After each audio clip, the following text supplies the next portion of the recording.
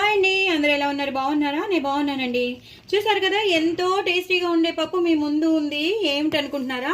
3 ఆకుకూరలు కలిపిన పప్పు అండి. చాలా చాలా టేస్టీగా ఉంది. గోంగూర, అలాగే పొనగంటి కూర, అలాగే బచ్చలి కూర, 3 ఆకుకూరలు కలిపేశాను. ఇంకా టమాటో కానీ అలాంటివి వేయలేదు. అలాగే నిమ్మకాయ పిండడాలు అది కూడా అక్కర్లేదు, చింతపండు కూడా అక్కర్లేదు. ఎందుకంటే మనం గోంగూర వేసేసాం కాబట్టి ఆ పులుపు సరిపోతుంది. చాలా చాలా టేస్టీగా వచ్చిందండి. అదిరిపోయింది పప్పు మాత్రం.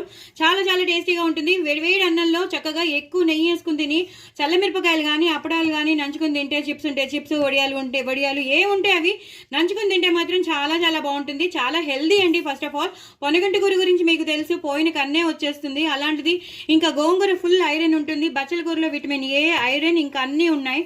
సో సైంటిఫిక్గా అన్నీ ప్రూవ్ అయిపోయాయి. సో మంచిగా మా ఇంట్లో ఉన్న ఆకుకూరలన్నీ కలిపేసి నేను 3 ఆకుకూరలు కలిపేసి పప్పు చేసేసాను.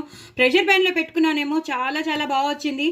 సో డూ ట్రై ఇట్ అండి. నా ఛానల్ని సబ్స్క్రైబ్ చేసుకోండి, సపోర్ట్ చేయండి, ఇంకో నలుగురికి షేర్ చేయండి, నాకు వ్యూస్ పెంచండి.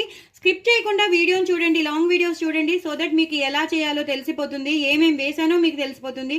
సో అందుకే చెప్తున్నాను, ఒక్కసారి నా ఛానల్ని మాత్రం తప్పకుండా చూడండి. లాంగ్ వీడియోస్ అన్నీ చూడండి, స్కిప్ చేయకుండా చూడండి, ఫుల్గా చూడండి. నా ఛానల్ మాత్రం సబ్స్క్రైబ్ చేసుకోవడం అసలు మర్చిపోద్దండి. చాలా చాలా టేస్టీగా ఉండే, చాలా చాలా హెల్దీ 3 ఆకుకూరల పప్పు. బాయ్ అండి.